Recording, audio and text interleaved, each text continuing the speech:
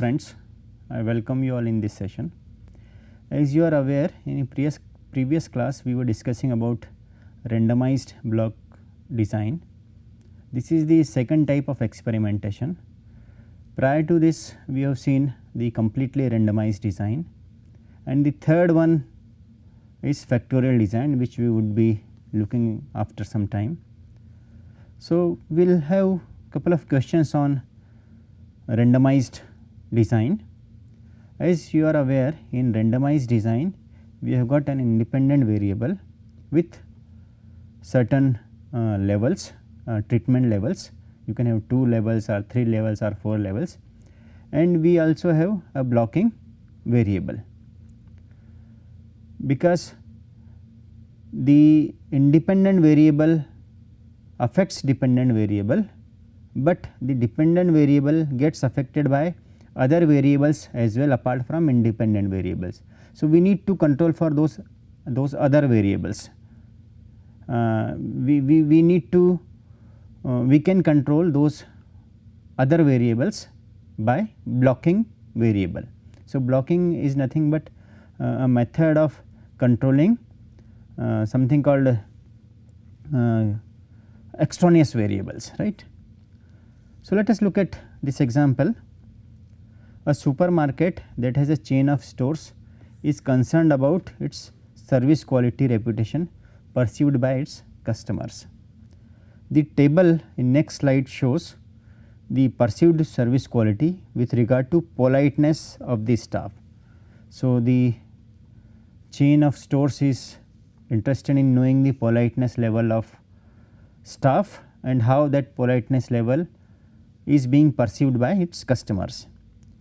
So, the number in each of the cells in the table is the percentage of people who have said that the staff is polite. We need to perform one way ANOVA and draw our inferences about the population means of politeness corresponding to the days as well as the stores. Now, we know that the politeness level of staff depends on several factors. It depends on, let us say, which day of the week, the time of the week, the ambience of the store, the qualification levels of staff, the training level achieved by those staff members for which we are measuring politeness level. So, let us look at this data have been gathered. So, there are 5 stores A, B, C, D, E. So, what is the so these are, let us say, this is independent variable having 5 different levels, right, A, B, C, D, E, right,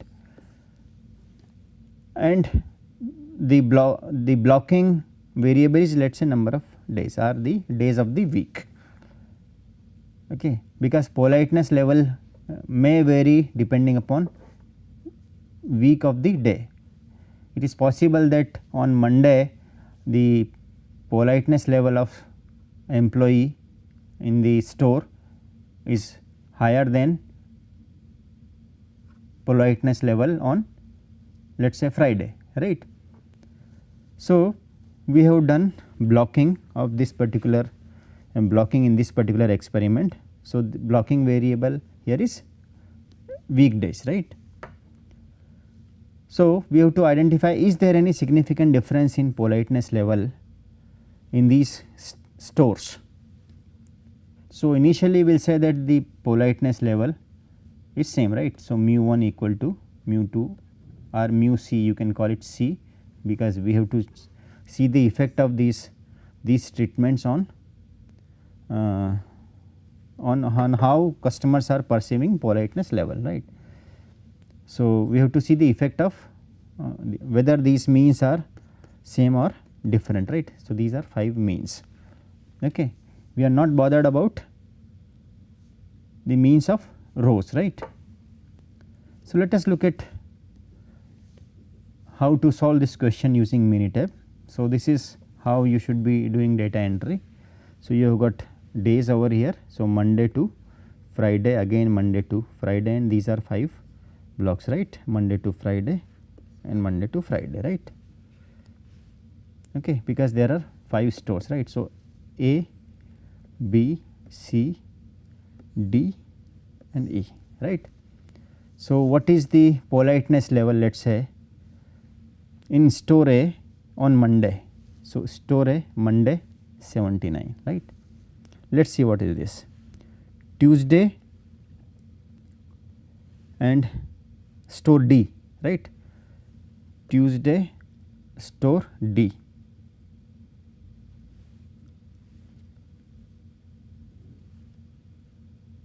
So, you can write, let us say for example, store A Monday, Tuesday, Wednesday, right, Monday. Similarly, you can have, let us say Monday store B, right. So, Monday store B 81,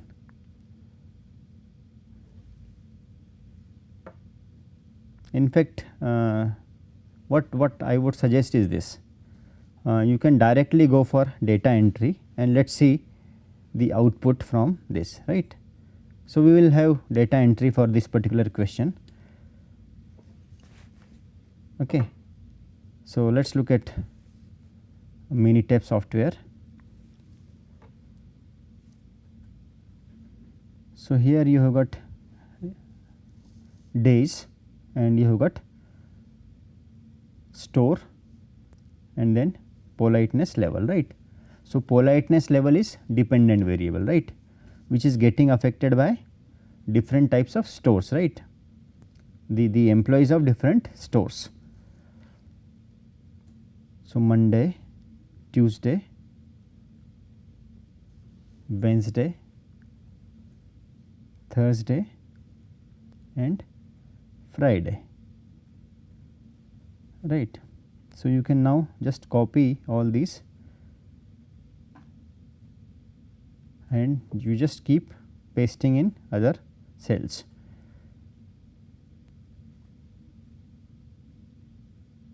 So, once you just copy this, just paste. So, 10, then 15, 20 and 25, right. So, 5 days 5 stores. So, total 25 experiments, right. So, store A, B, then up to 15 C, then D, up to 20, then E, right. Now, you need to enter data for politeness level, right. Monday A 79, Tuesday A 81, Wednesday A. So, here we are writing politeness level of all the stores of all A stores on weekdays, right. Similarly, politeness level in store B throughout the week, right, Monday to Friday. Then for C, then for store D,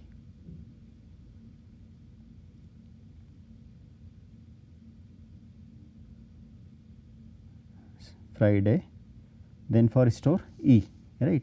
So, once you are done with data entry, so we will not, before solving we will go back to our question, right.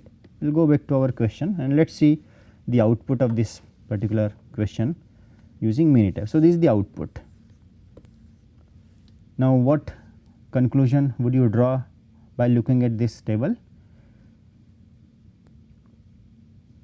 So, in fact, you need to look at the significance level else also in this question, though it is not there, but you can have a significance level of let us say 95%, right.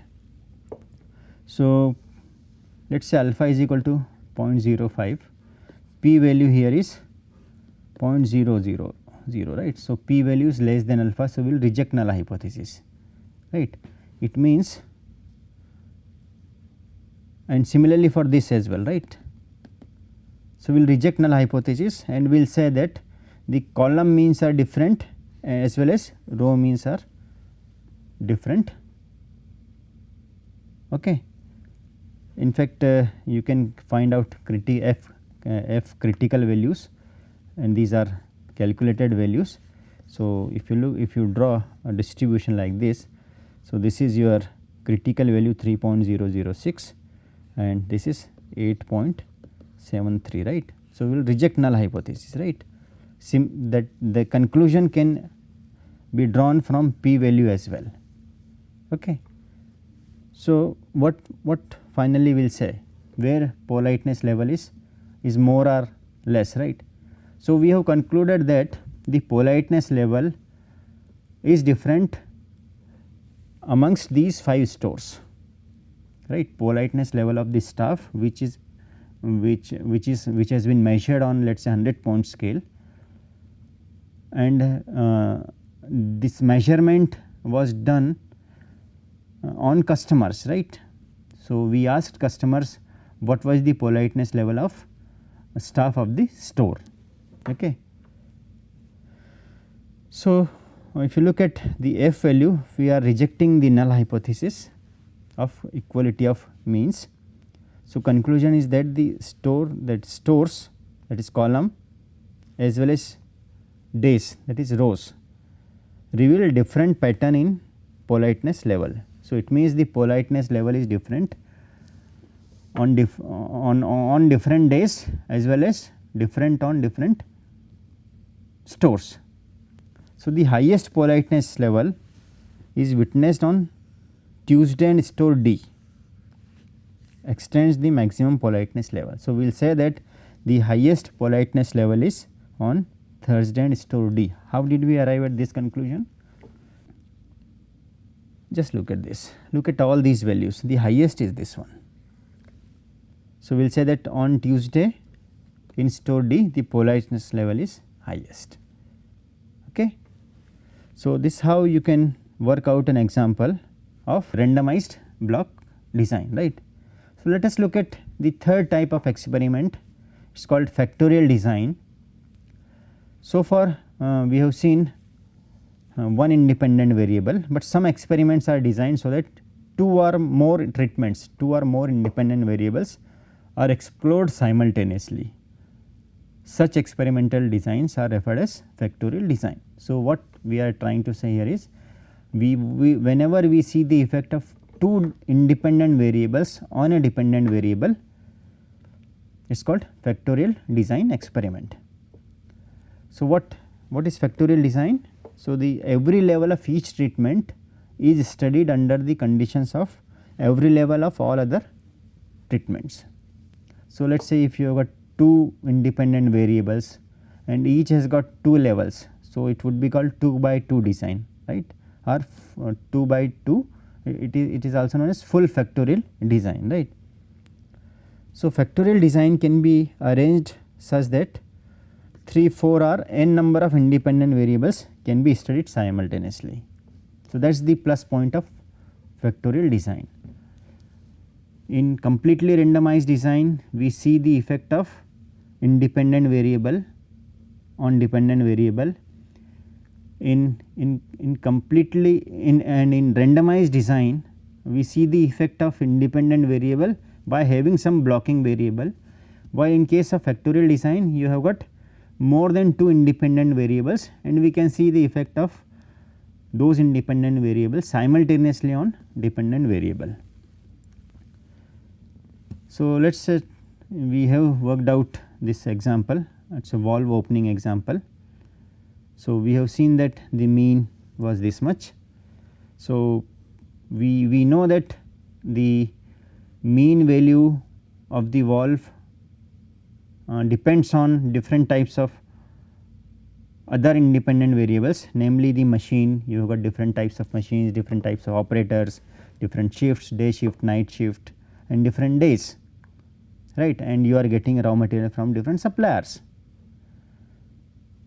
So, let us say you want to find out the sources of variation in the diameter of, let us say, this valve opening question, and decide to set up a factorial design. So, that will incorporate all these 5 independent variables. Which are those 5? Machine, operator, shift, days and suppliers. So, there are 5 independent variables affecting the diameter of valve, right. So, why we should use factorial design? What is wrong with randomized design? Of course, if there are 2 variables, then you may use randomized design, a completely randomized design. You would be requiring two setups, right. So, if 2 independent variables are analyzed by using completely randomized design, the effect of each variable are explored separately. It takes 2 completely randomized design to analyze the effect of these 2 independent variables. So, you will have to perform experiment 2 times, which would be time consuming and which would be expensive as well, right. So, by using factorial design, researcher can analyze both variables at the same time, and it saves time and efforts, right.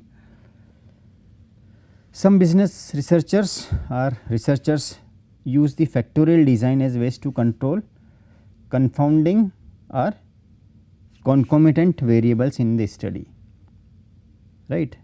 So, rather than having blocking variable for controlling confounding and concomitant variables, it is good to have those variables in the experiment itself. So, by building variables into the design, the researcher attempts to control the effect of multiple variables in the experiment. So, that is the benefit of factorial design. So, with completely randomized design, the variables are studied in isolation. With factorial design, there is potential for increased power over the completely randomized design. Why? Because the additional effect of the second variable are removed from error terms, right. So, that is why factorial design is better than completely randomized design. The researcher can explore the possibility of interaction between 2 treatment variables. This is really good one. This is one of the most important benefit you are getting when we use factorial design. You can also know the effect, the interaction effect between 2 independent variables on dependent variable. So, factorial design with 2 treatments, if there are, let us say, 2 independent variables, that would be similar to randomized block design. However, what happens in randomized block design? We have got one independent variable and one blocking variable. So, the focus is more on independent variable. So, factorial design with 2 treatments are similar to randomized block designs. However, in randomized block design, focus is on treatment variable and we control for blocking effect. But the 2 treatment factorial design, it means the 2 independent variables factorial design, focus is on the effect of both variables, right. So, if there are, let us say, 2 independent variables, you can have randomized block design first and then again one more setup of randomized design. But in case of this one factorial design, you have got focus on both of them simultaneously. And more importantly, as I have said, interaction effect can also be analyzed. So, this is the setup for two-way factorial design. So, you have got column treatments, let us say one independent variable and second independent variable, and these are different levels of independent variable 1, these are levels of independent variable 2, right, and these are values of dependent variables, right. Now, you can have, let us say, independent variable 1 and treatment level 1, independent variable 2 treatment 1, right. So, this is the output. Now, you can have output either just one output or you can have more than one replicates. So, you can either take just one reading or let us say 3 readings. If you take 3 readings, you just average out those readings. So, the purpose of having more replicates is that you are removing some noise if there is any, right. So, it is good to take more replicates, but the point is when you take more replicates, the time to perform experiment would be high and cost would also be very high, right. So, if you have got, let us say, 2 by 2 design, right. So, you need to perform 4 experiments, is not it, 2 factors and 2 levels, right. So, you will have 4 experiments, but let us say if there are 3 factors and 3 levels, then you will have let us say 2 factors and 3 levels. So, you will have 8 output, right, 2 to the power 3, right. So, it is factor to the power level, these many numbers of experiments you will have to perform, is not it. So, as you increase number of factors and number of levels, you will be doing lots of setup, right, for performing experiment, and in that case you just go for one replicate, right, one observation. But if it is, let us say 2 by 2 or 2 by 3, and it also depends on how much time it takes to take reading on one setup, is not it. So, this is the setup of two-way factorial design. So, how do we proceed in factorial design? So, as we have already said that in factorial design with 2 factors, you will have let us say if there are 2 levels, then you total experiment would be 4, right. So, you can use two-way ANOVA instead of one-way ANOVA. Why we are calling it two-way ANOVA? Because there are 2 independent variables. Otherwise, in block design, in randomized design, we have just said it one-way ANOVA, because there was one independent variable, the other one was blocking variable. So, null hypothesis, rho means are equal, alternative is they are not equal, right. At least one of the means is different from others, right. Column effect, column means are equal, otherwise the alternative hypothesis one of the column mean is different than others, right. And interaction effect. So, the interaction effects are 0. We will see what is the meaning of interaction effect, and the alternative hypothesis and interaction effect is present, right. So, either interaction effect is present or it is not present. Let us look at interaction effect. What is interaction effect? So, it is in factorial design we find out the effect of 2 independent variables on dependent variable, and in factorial design we can also study interaction effect. So, interaction occurs when the effect of one treatment vary according to the level of treatment of other effect. So, let us take one example. Let us say the manufacturing efficiency gets affected by temperature and humidity. So, let us say temperature can be set up at two levels, high level and low level. Similarly, humidity, high level and low level. So, we want to know how these two independent variables at their levels affect manufacturing. Okay. Now, it is possible that temperature and humidity will interact in such a way that the effect of the temperature on process varies with the humidity. So, low temperature might not affect manufacturing when humidity is low. So, there is a possibility that when temperature is low, the manufacturing efficiency is not affected much when humidity is low, but the moment humidity is high and temperature is low, the manufacturing efficiency may get affected. So, how the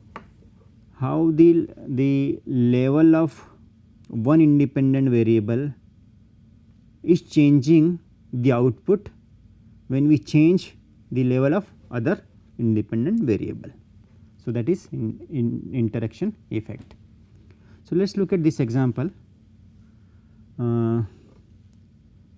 We want to know how the stocks value change with respect to whether they are being traded in which stock, in which stock exchange, and how stockholders are informed about the dividend, or how the companies are informing their customers about the dividends, right. So, the stock can be treated, let us say, traded in any of these ways. So, New York Stock Exchange, American Stock Exchange, and over the counter, right. And how the executives are informing the shareholders about the dividend, whether it is through annual or quarterly reports or through making presentations, right. So, this is the question. So, this is a case of 2 by 3 design, right. This is one independent variable having 2 levels, this second independent variable having 3 levels, right. Okay. So, this is the first reading, the let us say the opening value of stock in New York Stock Exchange when the shareholder was informed using annual report or quarterly report. So, there were total 4 readings taken. So, we will say that there were 4 replicates. Okay. Similarly, second stock exchange, similarly if you look at these 4. So, over the counter the values are the, let us say, opening value of a stock is 4, 4, 3, 4, right. So, 4 readings were taken and the level here is presentation was made to the shareholders, right. So, we want to find out, is there any significant difference between or how the share prices change with these different the stock exchanges, and how they are being how shareholders are being informed about the dividends, right. So, when you solve this question using this particular formula over here, so this just look at the f value over here, right. So, you need to have the p value as well for this particular question. Let us look at this. So, this is the Minitab output. So, p value here is 0.137, but for where it is traded, so p value is less than alpha, so we will reject null hypothesis. So, there is a significant difference in the value of the stock as far as the stock exchanges are concerned. right. It is not the same, but if you look at the how these dividends are reported, they are one and the same thing. So, how shareholders are being informed about dividends by the CEO of the company has no effect on the value of the stock, but where it is being treated. So, there is a significant difference amongst those three places, right. So, this is the Excel output, it is one and the same thing. So, in fact, you can see once again here. So, is there any interaction effect? In fact, there is no interaction effect because p value is 0.90, right, at alpha is equal to 0.05, right. So, with this let me stop here. In next class we will work out these examples using two-way ANOVA. Thank you very much.